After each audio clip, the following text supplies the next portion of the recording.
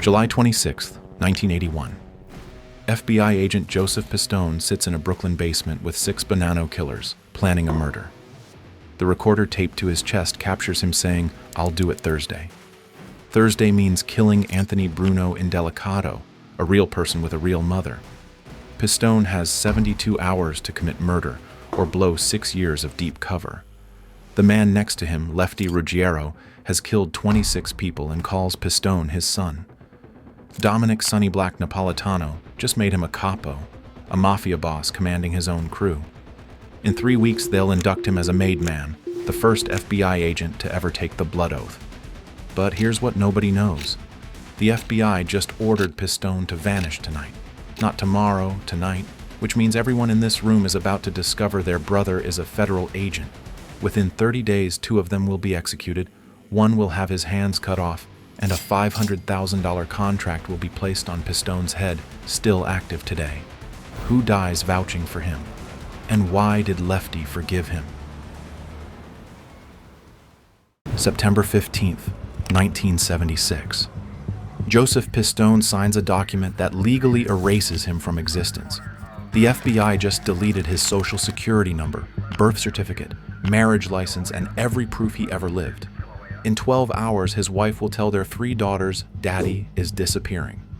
Because where Pistone is going, 1 wrong word means a bullet in the skull, and the FBI won't even recover his body. They're sending him into the Bonanno crime family with nothing but a fake name and a wire that could execute him if it shows through his shirt. The mission sounds impossible because it is. 5 New York families control $50 billion in illegal revenue, protected by a code of silence that's never been broken from inside. The last agent who tried infiltrating them lasted 6 days before they found him in pieces across 3 boroughs. But Pistone has one advantage that might keep him alive longer than that. He grew up in Paterson serving drinks in his father's bar to wannabe wise guys who taught him which pinky ring means made man versus federal informant trying too hard. He knows that ordering cappuccino after noon marks you as a cop. He knows why Tuesday meetings mean murder planning, while Thursday meetings mean collections. But knowing mob trivia and surviving inside the mob are different games. What specific test will they use to verify his identity in the first 48 hours? The FBI's preparation borders on paranoid genius. Donnie Brasco, born April 1939 in Brooklyn, orphaned young, raised by an uncle in Miami who taught him to crack safes. They manufacture an arrest record in California showing he beat federal charges in 1974, acquitted on technicality, the kind of win that suggests good lawyers and better connections. They deposit $50,000 in small bills across 7 bank accounts, each transaction backdated and structured to avoid federal reporting. They rent him a 1-bedroom apartment on Mulberry Street where the toilet doesn't flush and the radiator clangs all night, because real jewel thieves don't live in penthouses. Pistone memorizes diamond terminology until he dreams in carats and clarity grades. He practices the Jersey accent that says, "I grew up connected," not "I studied this in Quantico." He learns to pick locks blindfolded because Donnie Brasco wouldn't fumble with lockpicks like an amateur. His wife Maggie and 3 daughters, ages 8, 11, and 14, pack their Hackensack home in darkness. The FBI relocates them to Virginia under assumed names.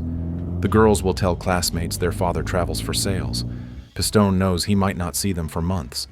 From this moment, Joe Pistone ceases to exist, except in encrypted reports filed from phone booths and safe houses. There is only Donnie Brasco, jewel thief with connections in Miami, Pittsburgh, and California, looking to move stolen diamonds through New York. On September 28, 1976, Donnie walks into Carmelo's bar on Mulberry Street, orders a Cutty Sark neat, and starts fishing for wise guys. September 28, 1976 is Pistone's first night undercover. He walks into Carmelo's wearing $30,000 in fake gold and real confidence. The bartender, Joey Doggs, is a Colombo associate who reports every stranger to his capo. Pistone orders Cutty Sark neat, not scotch, specifically Cutty, because that's what connected guys from Jersey drink. He drops $500 on the bar, counts it twice, wise guys always count twice, and mentions he's looking for friends who appreciate quality stones. Joey Dogs studies him for 17 seconds that feel like 17 years. Then he says 8 words that could save or end Pistone's life. There's a guy you should meet, Lefty Ruggiero. Who is Lefty Ruggiero, and why does meeting him mean Pistone can never see his family safely again? Benjamin Lefty Two Guns Ruggiero has murdered 26 people and earned his nickname Lefty. Not from being left-handed, but from a botched hit in 1962 when a target's bodyguard shot him twice in the left arm, leaving it slightly crooked. At 51, after 3 decades in the Bonanno family and all his kills, Lefty never earned his button, never been formally inducted as a made man. This burns him daily. Younger soldiers who've killed half as many walk past him without acknowledgement.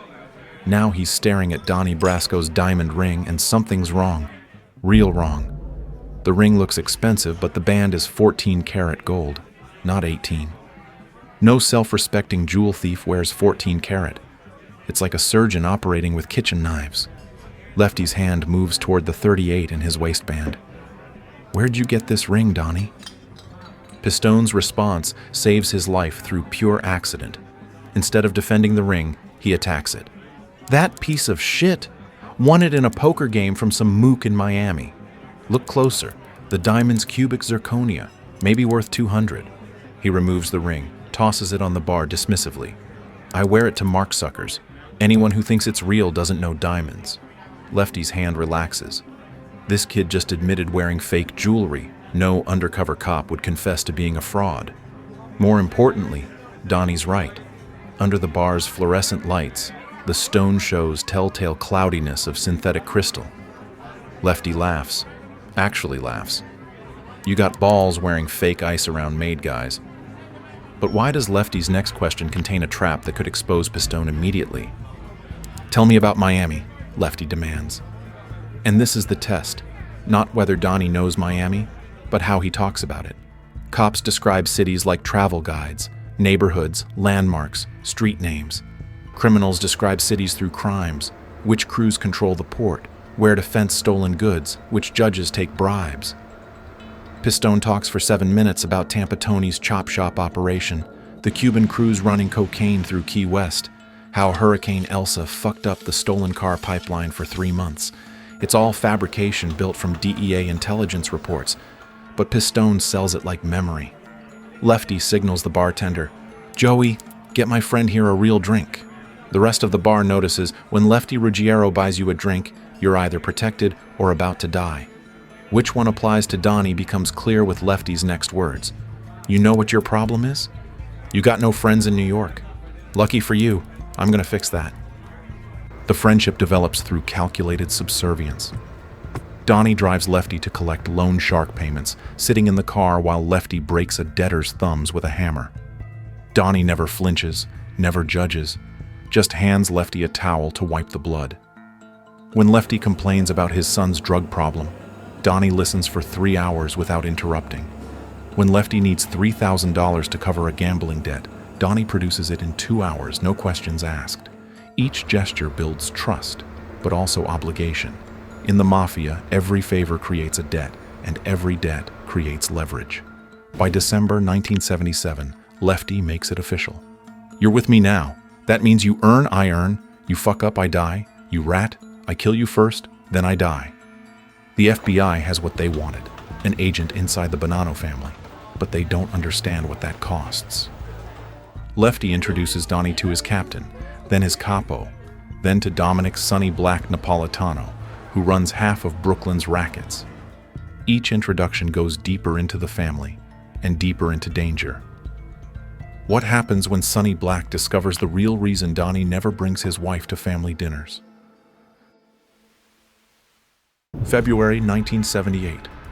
Donnie Brasco runs 3 separate criminal operations generating $2.8 million annually, and the FBI films every dollar, every handshake, and every murder planned over pasta.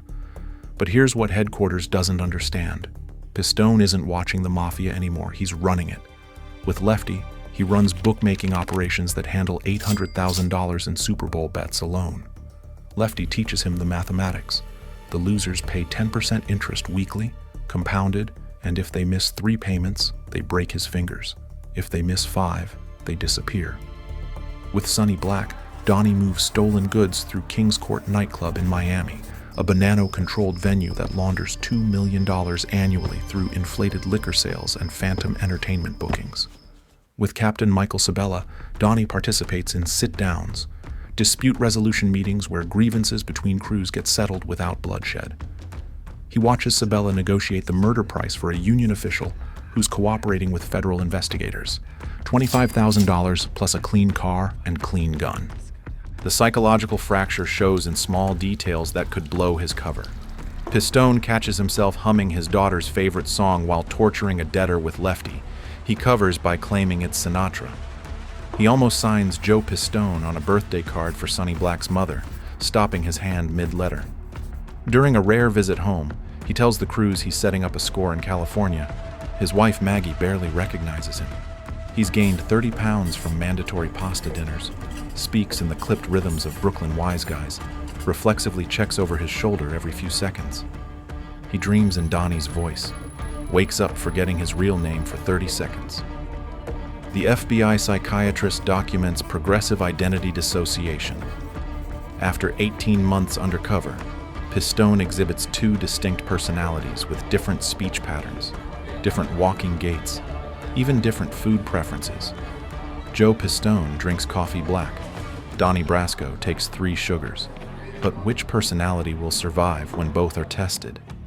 March 1979 brings the test through a single sentence from Sonny Black.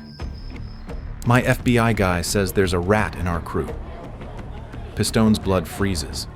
Sonny Black has corrupted federal agents, not uncommon when the mob pays better than government work.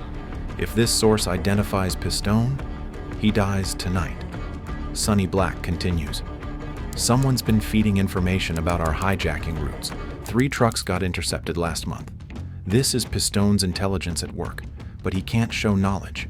Instead, he suggests, maybe check who knew about all 3 routes."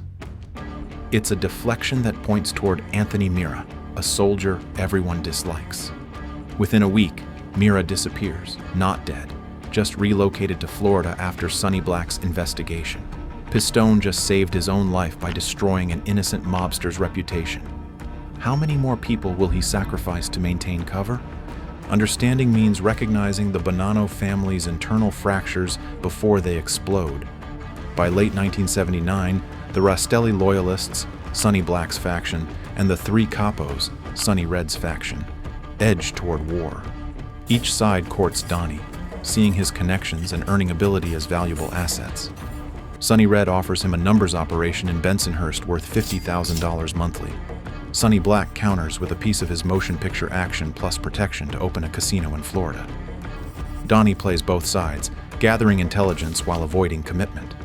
Then imprisoned boss Rusty Rastelli sends word through his brother. He wants the 3 capos eliminated. Sonny Black begins planning a massacre, assigning roles to trusted soldiers. He tells Donnie, "When this goes down, you're either with us or against us. No neutral corners in a war." The FBI faces an ethical crisis. If they pull Pistone now, they lose the deepest penetration of organized crime in history. If they leave him in place, he might participate in or witness multiple murders. The Justice Department lawyers argue for days. Meanwhile, Pistone continues his performance, attending a December 1979 wedding where both factions pretend friendship while counting soldiers and weapons. Lefty, drunk on champagne, pulls Donnie aside. "After the war, when we win, you're getting straightened out. Made a full member. I already talked to Sonny Black. You earned it." The promise should thrill Pistone, the FBI agent. Instead, it terrifies Joe, the human being. Becoming a made man requires participating in a murder, taking a blood oath, accepting lifetime obligation to the family. The ceremony itself would provide intelligence no law enforcement has ever obtained. But at what cost? That question gets answered on May 5, 1981, when 3 capos walk into a Brooklyn social club for a peace meeting, and only one faction walks out. Who dies in that room, and why does their death seal Donnie Brasco's fate? May 5th, 1981.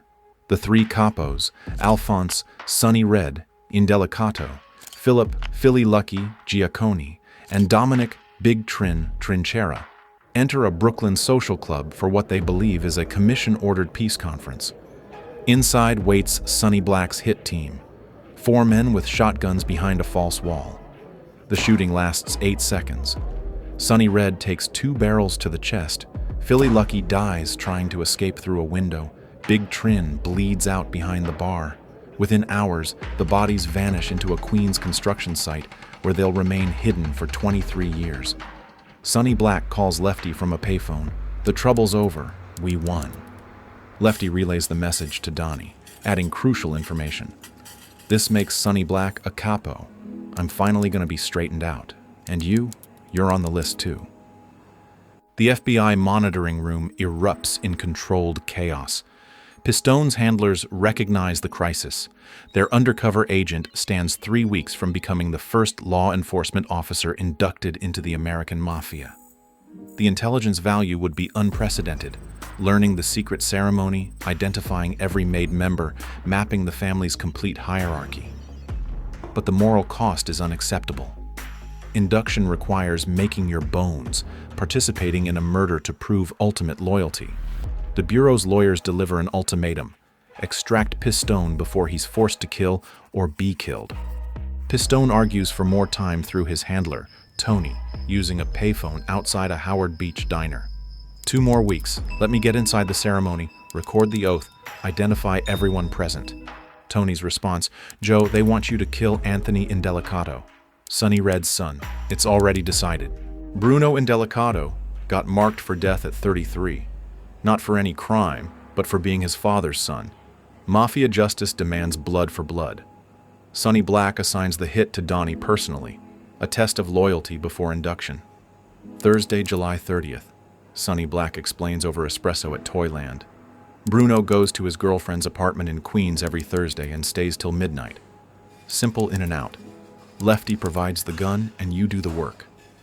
Donnie asks about backup, because he knows refusing means immediate execution. No made member would reject such an honor.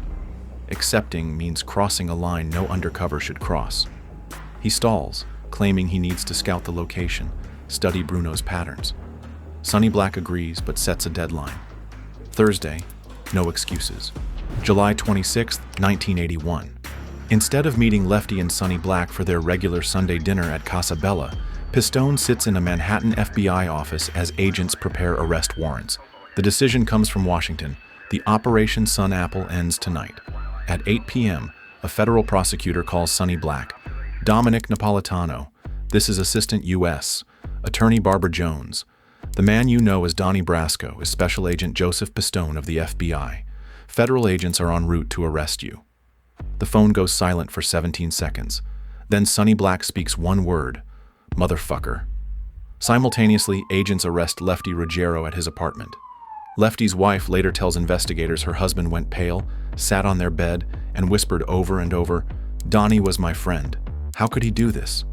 By midnight, the FBI has arrested 19 Bonanno members and associates. The family's leadership structure, documented across 6 years of surveillance, collapses in 6 hours. But the real destruction comes from revelation. The Mafia's vaunted security, its ancient codes and blood oaths, failed to detect a federal agent in their inner circle for 2,190 days. If Donnie Brasco could infiltrate them, who else might be wearing a wire? Which trusted soldier is actually a cop? The paranoia will prove more destructive than any prosecution. How many will die in the aftermath of Donnie's betrayal, and what price will Joseph Pistone himself pay for the rest of his life? August 17th, 1981. Dominic Sonny Black Napolitano parks his Cadillac outside a Staten Island house, removes his Rolex Submariner and diamond pinky ring, and hands them to the bartender from Toyland with instructions. "Give these to my wife." He walks through the front door, knowing he won't walk out. In the basement, 3 Bonanno soldiers wait with 38 revolvers. The commission has ruled that whoever vouched for Donnie Brasco dies for the family's humiliation. Sonny Black doesn't run or beg. He tells his executioners, "I knew this day was coming since the phone call. They shoot him 3 times in the head, cut off his hands, and dump his body in Gravesend Bay. The FBI will find it 2 years later, identified only through dental records. Lefty Ruggiero escapes Sonny Black's fate through ironic salvation: arrest. Hours before his scheduled execution, federal agents take him into custody on racketeering charges built from Pistone's 6 years of evidence. In prison, Lefty maintains omerta.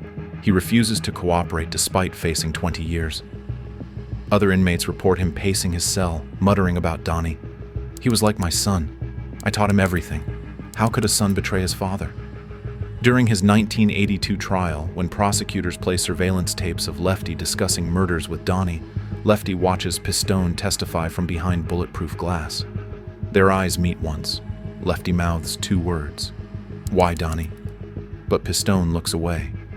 The jury convicts Lefty on all counts. He serves 11 years, gets released on Thanksgiving 1992, and dies of lung cancer 13 months later, never forgiving the betrayal. The numbers tell one story. Operation Sun Apple generates 200 federal indictments and 100+ convictions, devastating the Bonanno family for a generation. The psychological impact tells another. The Mafia institutes new rules requiring extensive background checks, family references, and multi-year observation periods before accepting associates. They ban anyone without Italian heritage on both sides, eliminate quick promotions, and require DNA proof of bloodlines. The paranoia Pistone seeds grows into institutional paralysis. The Bonanno family loses its seat on the commission, demoted from New York's 5 families to pariah status. Not until Joseph Pistone rebuilds the family in the late 1990s do they recover, only for Pistone himself to flip, becoming the first sitting boss to testify for the FBI. Joseph Pistone vanishes into a carefully constructed non-existence. The FBI creates an entirely new identity. Not just papers, but complete biographical history, employment records, tax returns backdated 15 years. His family relocates 7 times in 18 months, never staying anywhere long enough for neighbors to ask questions. The $500,000 contract on his life, raised from $50,000 after Sonny Black's death, remains open indefinitely. Pistone carries a gun every day for 30 years, varies his routes obsessively, trusts nobody who knows his real name. His daughters grow up unable to discuss their father's work, telling friends he's a salesman who travels constantly. His marriage to Maggie survives but never recovers. She spent 6 years as a single mother, raising 3 children while her husband lived as someone else. The FBI awards Pistone the Medal of Valor and a $500 bonus, standard hazardous duty pay, insulting given the operation's scope. He testifies in over 100 trials, each appearance requiring weeks of security preparation. Between court dates, he writes, Donnie Brasco, My Undercover Life in the Mafia, published in 1988, which becomes a bestseller, and later a film starring Johnny Depp and Al Pacino. The movie bothers Pistone.